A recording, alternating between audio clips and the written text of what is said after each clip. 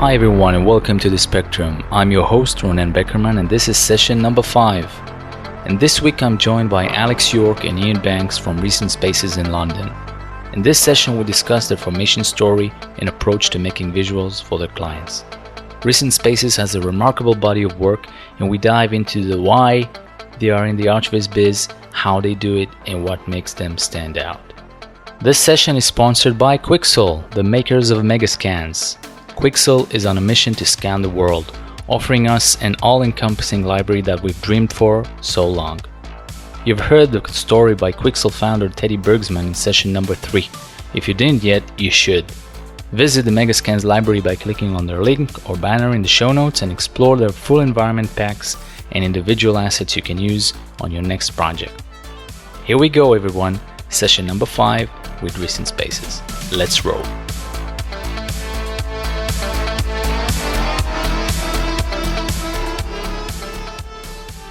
So we are at Recent Spaces space at the Battersea Studios in London.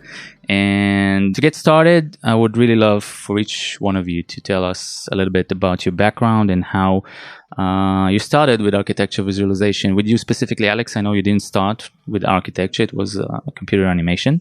Same, both of us actually. Yeah. Yeah. Okay. So it's quite different than what I'm used to in terms of people in the industry. Like architecture seems to be the catalyst. Like you start with architecture and then you gradually move into the more lucrative, maybe less restrictive medium of doing images. So tell us a little bit about yourself and then Iain. So actually, there's a lot of crossover because both Iain and I went to university in Teesside in Middlesbrough, and we were on the same computer animation course.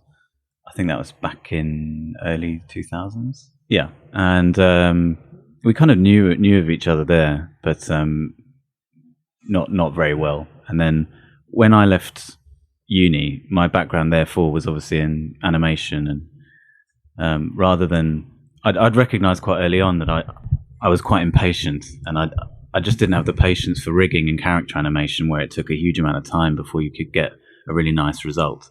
I just found myself skipping always to lighting and rendering, that, and post-production.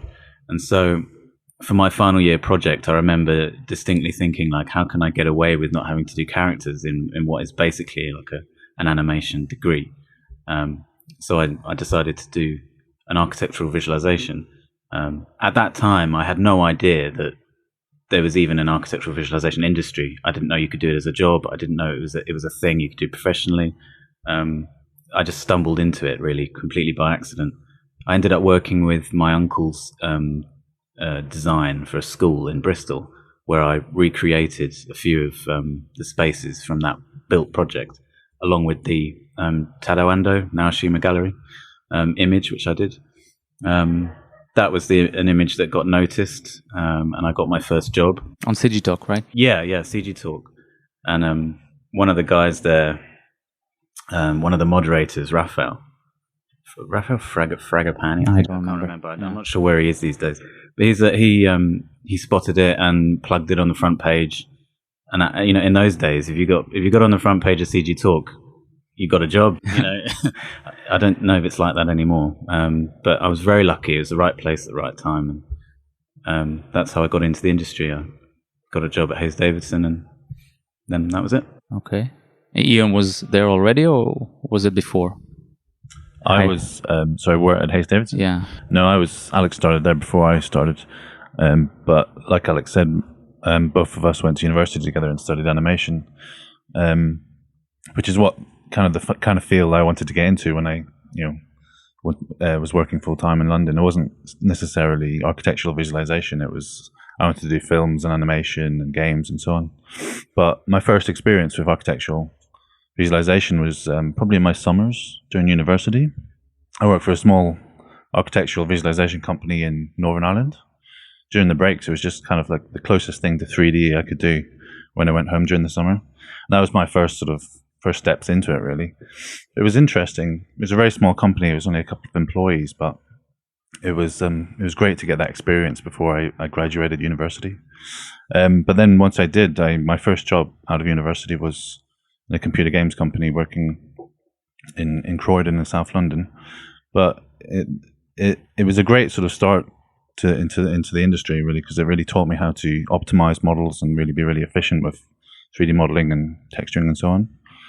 So I did that for about a year, and then was looking for new opportunities in central London. And one of the first ones that came along was a meeting with Hayes Davidson. And once I got that, I was there for 4 years, really, and that was it. And started freelancing and started working for Recent Spaces.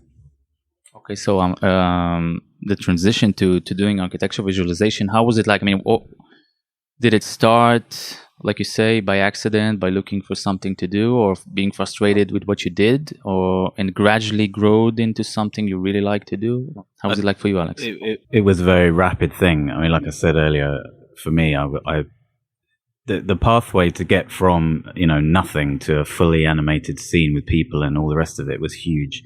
Very complicated process. Whereas with architectural visualization, I think everyone would admit that it's a lot less work to get something decent going, and you can build up a space, and then it's very modular, and you can build up the layers of detail, and it just gets a scene gets better and better and better the more time and effort you put into it. It's a very linear thing. Whereas with character animation, you've got to get so far down the line with each stage before it even works. Your rig's got to be really solid, your skinning's got to be perfect, and then you can start animating. It's for me, architecture was a huge appeal because I could just plow so much more time and energy into the details, and that's carried through right the way through my career. I'm obsessed with details. It's love modeling little chamfer details on skirting boards and crazy stuff like that. That's the stuff I enjoy and love doing. Do you think there's any kind of disadvantage for you not studying architecture? I mean, looking at the works you do now, obviously, probably not. But what do you feel about it? At the minute, I don't think there's any disadvantages. Obviously, there's a slight benefit to being a qualified architect, and at the beginning, it was a quick learning curve trying to understand the world of architecture and implement that into our 3D work. But that was, that we overcame that very quickly, and the terminology and everything comes quite naturally after a while. I'd also add that I think there's actually something of an advantage to be had by not being from the world of architecture, because you're working with architects and developers whose whole world and their life is architecture, and that there are certain things that architects become obsessed with, and the things that matter to them. As a visualizer, I think it's very important that you don't get too bogged down in what they want, because 99% of the time the work we're doing is not for them, it's for the end, who's going to buy the apartment, for the client. And actually it's not even for them really, it's for the customer. And I think it's important to be able to look at the big picture, and actually I do think it's worked out as a nice balance, the fact that our background is in animation, film, image making, photography mainly, and I think that's actually it's worked in our favor a lot of the time. So we don't become obsessed with the same things that the architect becomes obsessed with. Every architect has a specific set of views that they have in their head of their own project. And I think that one of the cool things as a visualizer is that you don't have that bias. They've been working with that building for 3 years or something, and we step in and we've got 3 months, and we're going to immediately find views that they've never even thought about. I think it's good to have that distance, actually. Yeah, I mean, you said you started with animation, but it looks like most of your work, maybe up to recently, was mostly still images. Mm-hmm. So how do you find that kind of transition from doing still images to doing animations? And seeing your latest animations, they do seem more like moving images, like animated stills. Yeah, like animated stills. It's not like it says there's kind of a storyboard and scripting and people inside. It's not I don't know if I can say that, but it's not like a full-fledged film, but rather like experiencing the space with a moving image. So that's exactly. Is that intentional? Is that something you aim for versus the other options? Yes. What's the rationale behind that? Exactly that. I think we both, when we formed Recent Spaces, beginning of the year, we'd started working together before that. We were sort of getting animation commissions and thinking, do we really want to do the whole fly-through thing that's been done for the last 10 years? And, I'd done The House. We can now call it Radlett Place, by the way, after all these years. Okay. And, if when a client asked you for an animation, it was a walkthrough or a fly-through. But those kind of animations aren't... What we're trying to do is move away from CGI a bit and get more filmic and more pretend that the building is there, and how are you going to move around it as if you're an architectural photographer? You're not going to fly through a space if you're an architectural videographer, filmmaker. You're going to be on dollies and tracks, and you're going to be doing natural camera moves. So that's what we've been trying to emulate. Much more natural viewpoints and a lot slower. And if you watch any of the great architectural documentaries, they're all slow-paced. They're focusing on the details. It's lovely little tracked shots, pan zooms, depth of field. It's not whiz-bang flying through spaces. And that actually allows the viewer to focus on the details and soak up the atmosphere more.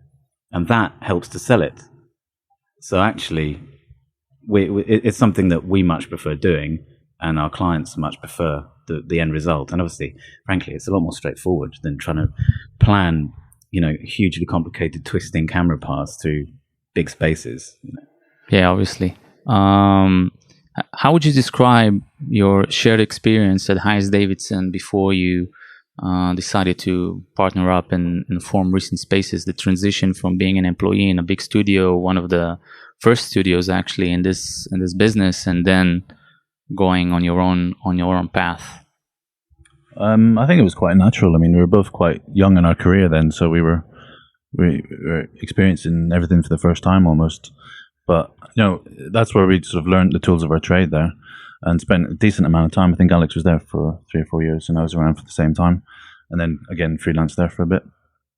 So once by the time we left Hayes Davidson, we were pretty skilled in the field and ready to sort of for a bigger challenge and take on a new company. I think Alex probably. So what were the big goals or the big challenges you were trying to solve by going like solo, having your own studio? What are the... I think for me, I wanted a bit more creative control over the work that I was doing. And at any big studio of that kind of size, there's obviously a hierarchy. You need that, and there's a certain amount of creative control that is in your possession as an artist. And as a freelancer, you don't have that. You're your own boss, and you can take the image in any direction that you want, as long as the client comes along with you. And so for me, it was really that, and that's the classic reason I think anyone goes freelance. Really, they just want to be able to take back a bit of control and push things in their own direction. Use new software as well. That was a big part of it. There's a lot of stuff changing, hardware and software in those days, and I wanted to be able to branch out a bit and have a bit more creative freedom in that respect as well. But it was a very, I mean, when anyone goes freelance, you take the plunge. It's pretty scary at first, but actually, I had a lot of things lined up and a bit of a plan in place, and then got very lucky with that Radlett Place project. Came along at the right time. So actually, for me, it was a pretty natural process. Did you feel like you're becoming a businessman versus just being a 3D artist once you did that kind of transition? That was probably one of the biggest changes, because we didn't really deal much with the business end of things as part of as a larger company. But luckily, as a freelancer, it's not too difficult to get yourself set up. You can start working straight away, and you've got a couple of months before you have to start working out your taxes and so on. But I enjoyed the whole experience of freelancing. I mean, you could go into different studios and learn all the different techniques and so on. So there wasn't as much a big challenge as I thought it would be. I suppose my freelance life was a bit different because I wasn't really freelancing for other studios very much. I only collaborated with a couple of other studios on and off, including I worked with you on one project back in 2011, I think. Yeah. Actually, you introduced me to Forest Pack for that project, and it was the first time I used V-Ray as a freelancer. So thank you for that. you pulled me out of my mental ray bubble. But no, you do have to become a businessman, especially in my case where I was working directly for my own clients. 99% of the time. Yeah, it's part of it, and you learn very quickly how to manage them, and it's a really good transitional phase between being a salaried artist and trying to run a studio.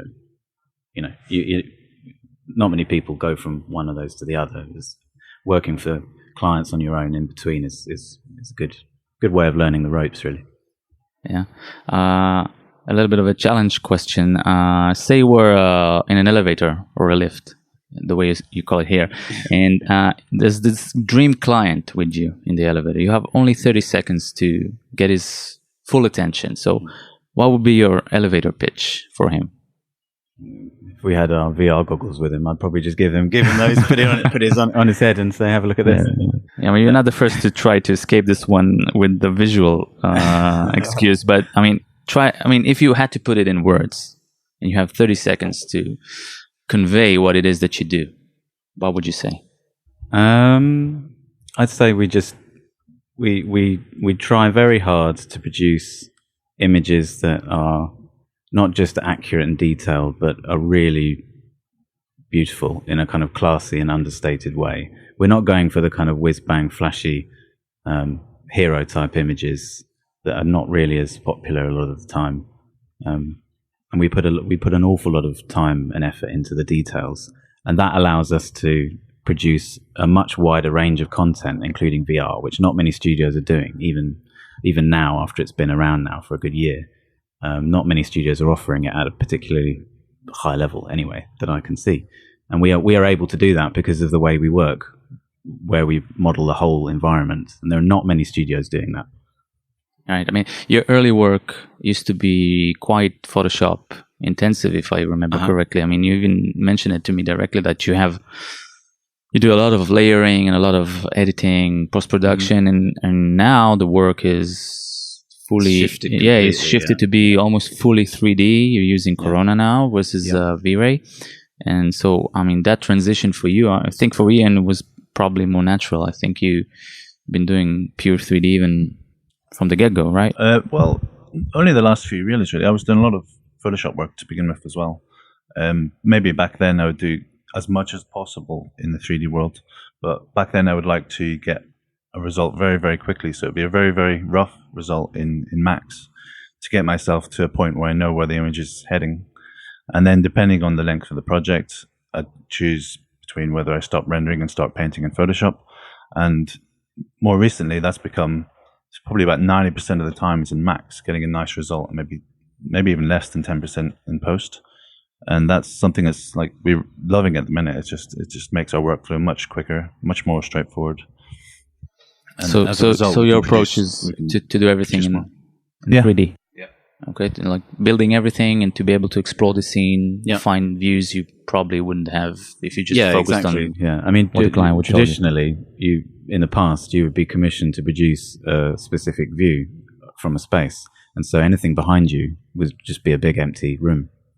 Or if you're an external environment, you'd stick a bunch of trees and that would be it. But nowadays, it's opened up the door completely to VR. That for me, that's been the main driving force, and animation, because you need to be able to spin around and look anywhere and not have to worry about it. And if your environment is only 25-30% built, then you're in big trouble. Yeah. You either can't offer it as an additional image, additional animation VR, or you can, but then you've got a huge amount of extra work. Whereas if you just make that clear from the beginning of the project and factor it into your whole workflow, I mean, we've got a very top-heavy workflow. The beginning of any project is very intense. There's a lot of work. You've got to build up the whole scene. Can you describe? But then it gets easier and easier and easier. Whereas in the past, it would be the other way. The work would be getting more and more intense as you get along until you've got this finale of producing the images. Whereas for us it's the other way around. Okay, so in your workflow you have to kind of like instruct the client to provide you with all the information from the get-go. We require the space to be designed and not the image, the corner of the room. View. Exactly, they're not designing the image, they're designing the space, and then we find the image as if we were architectural photographer, which we are, virtual photographers. Okay. So what would you say is the most important part in your workflow? Like the most cardinal element of it? Detail.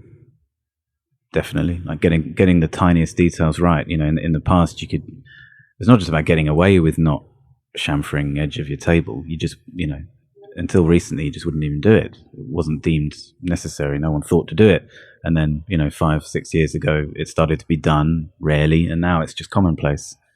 And it's, crazy level of detail, because you need to be able to produce those lovely vignettes and animations and not have to worry about it. You don't want to be moving around a scene and going, oh, okay, we need to work on that bit's missing. It frees you up completely. In terms of time dedicated to getting this kind of quality, do you find it difficult to build this schedule to facilitate this kind of work? Not really. Our clients understand. We make it clear from the start. And I think that's one of the reasons they come to us is the work, the quality of the work, and the style and the detail. And they understand that it takes time to get there. I think we actually work very, very quickly and efficiently. And so it's not like we're saying it's going to take 2 or 3 times longer than they're used to. It doesn't at all. But they have that understanding that you get out what you put in, just as if the more design detail they put in, the better the images are going to be, coming out. And is it just, besides you two, how is it working with the employees or freelancers? Is someone fully in charge of a project from start to finish? Is it a collaborative effort? Someone can do the modeling and then later do the lighting and texture and rendering, or is it like one person from start to finish on a certain image or in a certain space? As most studios in London, we like the artist to take a project from the start to the end. And depending on the artist and depending on the size of the project, that artist might be running the whole project, or they might be splitting up images or animation sequences between artists. But we generally allow our freelancers, employees to run with that and sort of give them the chance to really produce something really fantastic. And that's what we want from all of our employees, to enjoy working here and produce something that's amazing. Okay. So do they work here in the studio, or is it like a remote? Yeah, they come and work in our studio in London. Okay. There's various other little freelancers we use for modeling and so on, but it's mostly in the studio here. Okay. And how would you describe your main tool set for creating the images and animations? Obviously Corona is right now the main render engine, but what is the tool set you rely on when you do the work? Tool set's been established for quite a long time now. It's pretty classic. I don't think anyone's going to be surprised by it. So we use Max for modeling and everything really. Corona. Not that many plugins. We use Forest Pack and Railclone. Yeah, all the usual stuff really, and quite a few scripts, the usual things. Every now and again we'll code something, or we'll get someone to help us out with a bit of a script to get something done. But we try to keep the process very simple, simplified, because when we get somebody in, when people are helping us out on projects, it's not great if you have to teach them how to use a bit of software, whereas everyone knows Max, Corona, well, hopefully these days, Corona. Mm-hmm. It's getting more and more popular, and Forest and Railclone. For adding machines to network render, we want it to be as simple as possible and not have plugins that are missing and so on. So as smooth as we can make it, it's good for us. Okay. Yeah, you rely on external render farms? We have not, probably for the last year or so. Initially, we were doing some renders with Rebus Farm. We've got an awful lot of points to use with them still, but we've got enough render power in house at the minute to handle what we're working on. So, also, we posted a few months back on the Corona forum about the denoising feature in their renderer. That's had a dramatic impact on our animation rendering. It's cut render times by more than half. So actually, it's made it even less necessary to farm out rendering now. We can get a lot more stuff done out in-house. Okay.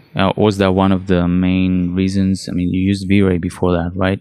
Was that one of the main reasons you moved into Corona? No, it wasn't a reason at all, actually, because that was a feature that came in 1.4. So we'd already started working on it in 1.3, So what was 1.2 something. What was the main factor that... I blame Banks. I thank Banks.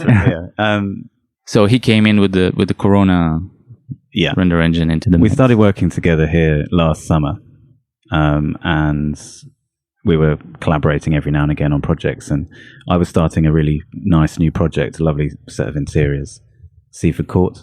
Yeah. And I just thought I'll take this as an opportunity to learn a new renderer and start again, and just, with a completely fresh pair of eyes. And he taught me how to use it in about sort of 3-4 hours, and that was it. The results were, brilliant, straight out of the gate, and loved it. Made the project really fun, really efficient. I had the interactive rendering window open the whole time, just getting all the details in, and it was great. It was a really fun project, and yeah. Okay, so why did you consider test Corona in the first place?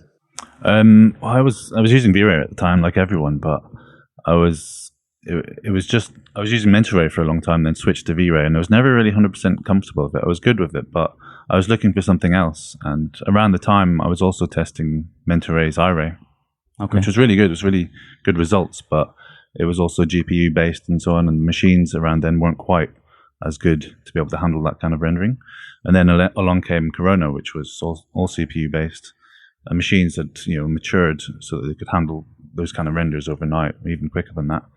And then I think I tested it out in alpha or something, and did a typical kind of like bedroom living room shot, and just sort of fell in love with it straight away. It's the results that you get straight out of the bat that it's just perfect. So that's really why I wanted to use it. No, it's simplicity, basically, I think, right? Yeah. I think V-Ray's going that way.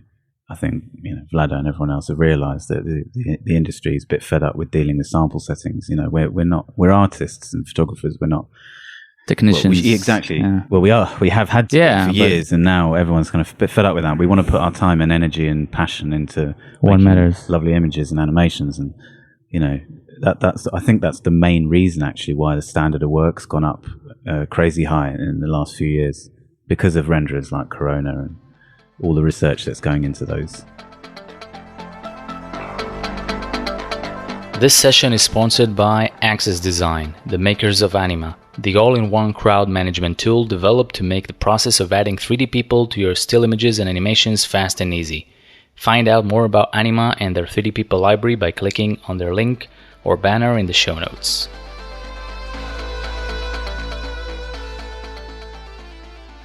Okay, so a little bit more about the business aspects of being in architecture visualizers. So now you're a studio, and you're set up here in Battersea Studios. So it's a shared space. I mean, maybe you already had before you started, but you have like a vision of where you're headed with this, how big the team you want it to be, what kind of projects you want to do, and how do you approach growing a team? What's important to you when you look at new employees that you want to bring on board?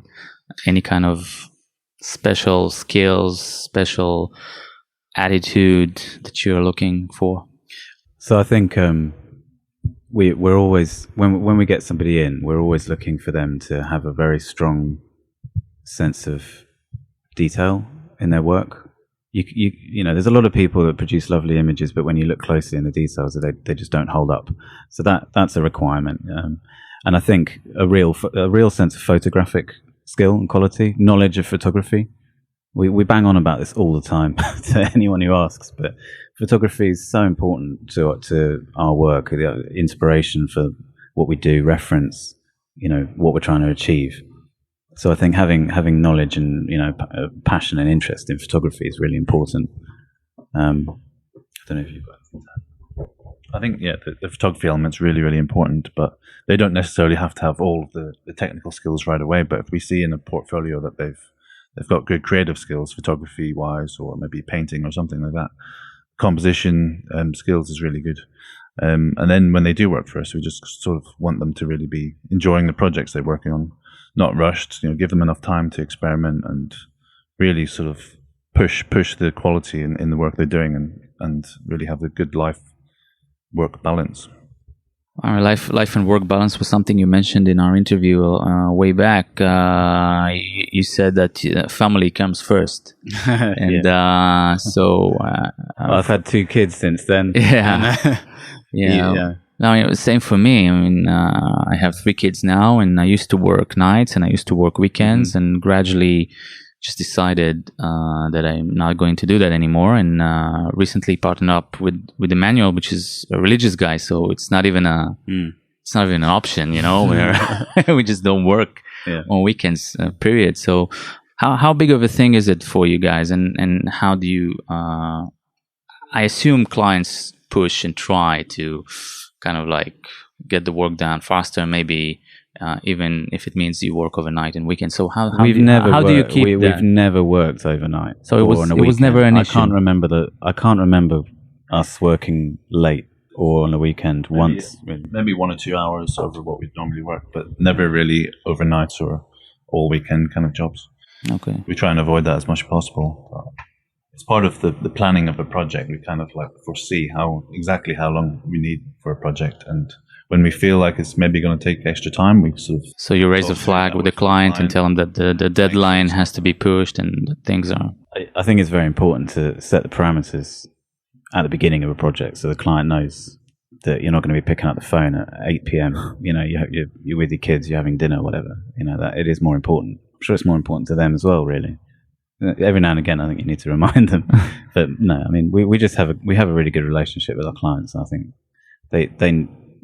they know what we're about, and they're going to get the best results out of us. And you asked before about the team and how do we establish that. I think we're one of the studios.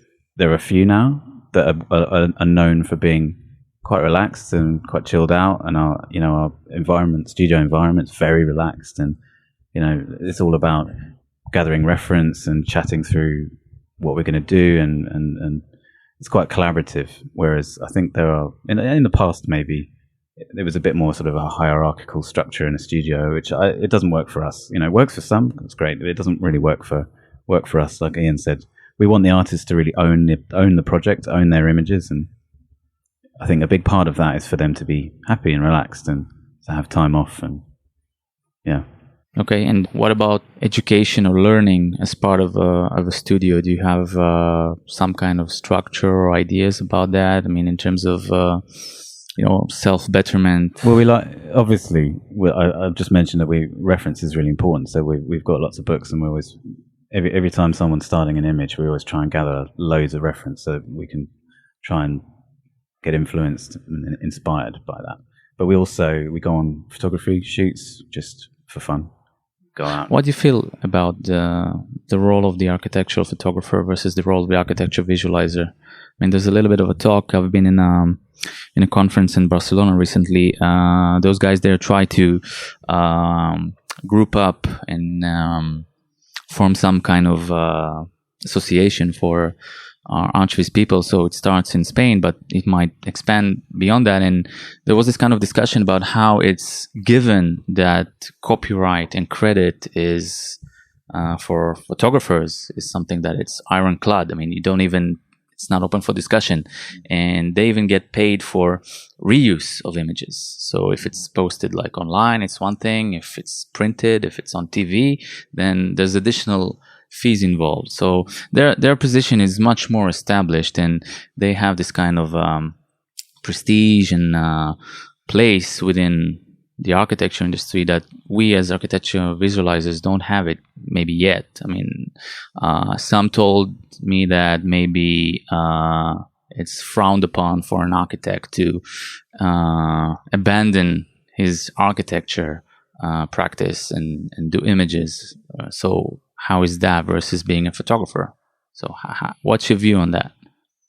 I think it's very interesting that the photographers they seem to get much more copyright stuff with their photos. It's just inherent that when they photograph stuff, it's ready built, and it is what it is really. And I guess maybe it's when clients are on board with us or any other studio, they feel slightly more ownership, I guess, of the project and the images, because there's lots of other people involved, even though that we're producing the images and it's our copyright and so on. But I reckon for architectural visualization studios, it should get much more rock solid for copyright. And I agree, and I think something that we as an industry together could probably work a little bit on is trying to encourage our clients and PR agencies and blogs, architecture websites and so on to give proper credits to architectural visualization studios and artists, because at the moment it's extremely rare. And our stuff is shown all over the place, all the time. Everyone's work but it's very rare that there's a name underneath it, and that's not the case with architectural photography. More often than not, you'll get a credit, and like you say, that's just something they've been able to establish. But obviously, for years now. architectural photography is Is it because we don't demand it enough? I mean, do you demand it that credit is being given, like in the contract even? No, but it's interesting that you asked this actually, because we're literally about to publish a big photography project, and hopefully even today actually. And speaking with the client on the project, it was a very political issue. It's an extremely complicated process where there's a very large number of people, and they're all credited in a very specific way, and they are credited at certain times and not others, and it's kind of out of our hands in a way, because it's a very expensive building, and we don't want to tread on anyone's toes. And the conclusion of all of that is that we can't demand a credit.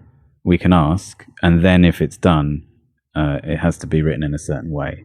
And we're happy with that. The more we can get, the better. But I think as an industry, I think we do need to push it a bit more. Have more ownership on the work we do. Yeah, ultimately, you get studios are well known, and their images get out the door and are published, and they become iconic sometimes if you're lucky. If you don't, if you do a really good job. I think we all know iconic images by each of the studios. You recognize them. They don't need a name under it. But we know that. Yeah, we know that. But clients don't necessarily know that. The people that we really want to know it don't. And it would be nice to have that. But at the same time, I don't really want there to be this kind of Starchitect equivalent, because I don't think that would be healthy. I'm not saying that we would be in that league or anything, but I'm not sure that would be a healthy thing for the industry either. And I think architectural photographers are often known as an extremely expensive part of the process and very demanding. And I'm not sure that is a good relationship that we want to establish with our clients. Viz studios are obviously seen as quite flexible, and maybe that's a good thing. Yeah. But somewhere in between would be nice, maybe. Okay.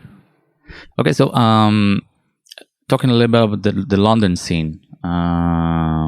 It seems to be quite friendly. I mean, we've been at the Christmas party by the Boundary, and there's a lot of shifting of people from one studio to the next, and you have this 3 years London going on here, like once a month, I think, right? Yeah.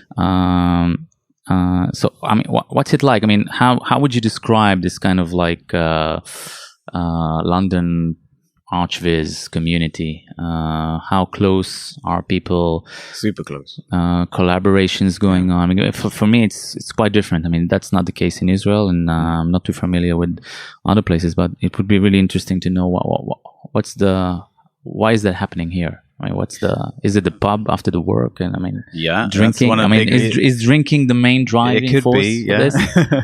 Loose tongues, and then suddenly you've got a CV in someone's hand.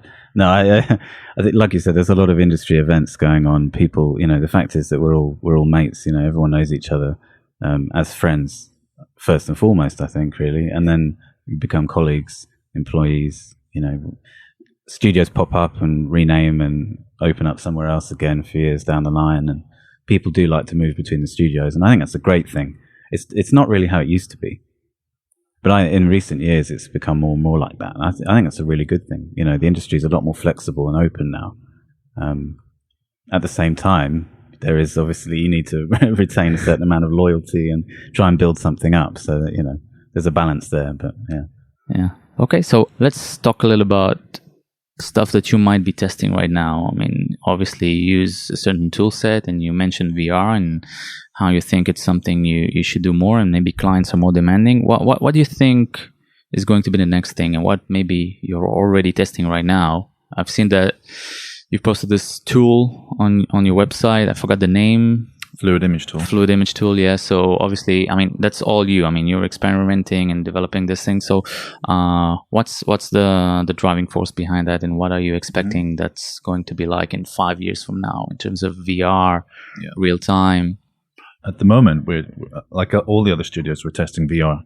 There's different levels of VR, and the one we're testing mostly is the remote, kind of the mobile phone VR, because our clients are finding that's much more useful in a marketing suite, and Instead of putting the goggles on the head of the clients.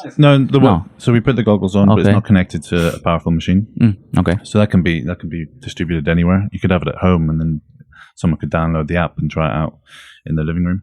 But that you can see that expanding even further.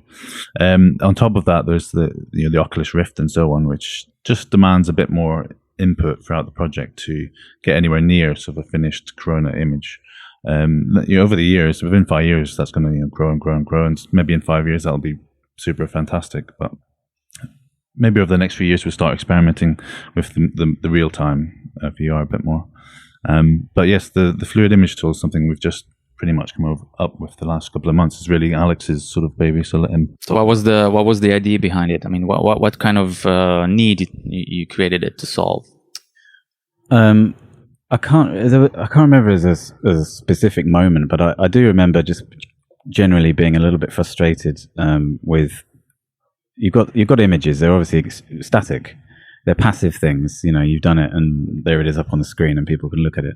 Animations are, it's all about movement, but it's still a passive experience. You kind of have to hit play, and then you watch it, and the viewer's not in control. And then one day I just thought, wouldn't it be cool if you could let the viewer actually drive the action, drive the change in light, the time lapse, or the movement of objects, or the focal point of camera.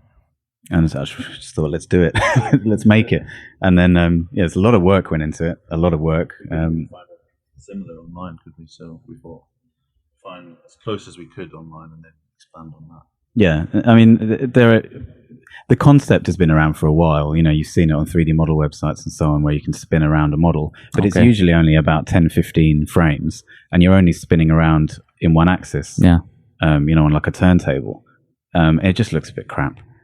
And it's an isolated object.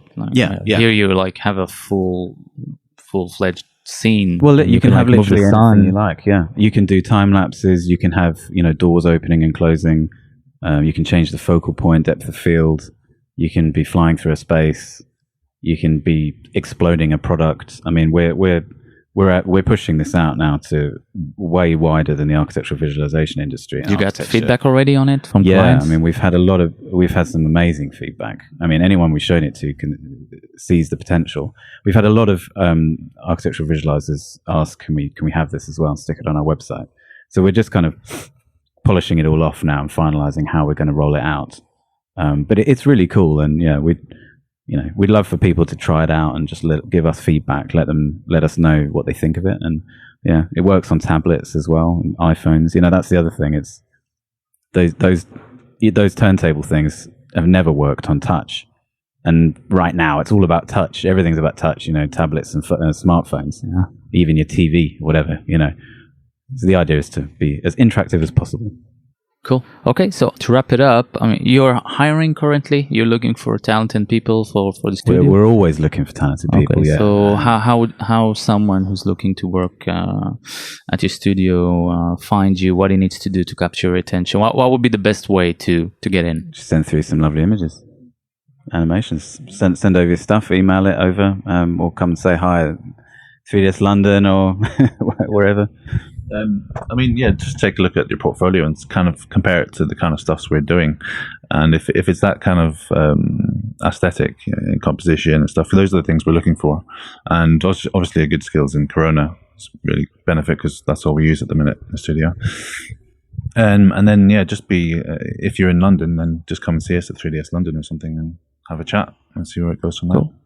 What about people that are not living in London? I had this experience with people trying to apply, and then there's all this kind of bureaucracy. Did you have any kind of experience with that? Maybe hired someone outside of UK and know any kind of insight we can share about that? We haven't currently hired anyone from outside the UK, even though we would consider it. We look at all the portfolios that come in. But we still need to look a bit more in depth about the bureaucracy behind it. Okay, so it's not a straightforward, easy thing, right? I mean, who knows with the whole EU, the Brexit and all the other countries that seem to be splitting up, but it might get a bit more complicated. But we're always open as long as we're allowed to employ other Europeans. Cool. Cool. Thanks a lot, guys. That was a really, really pleasurable experience. Thanks for coming in. Thank you very much. That concludes this week's session. Big thanks to Alex and Iain for inviting me to their studio in London. You can find session highlights, links, and more in the show notes on thespectrum.com. Be sure to subscribe to the show and share with your friends as well. Please send me any feedback you may have about the show and future guests you'd like me to interview. Have a great week. Be good. Do good.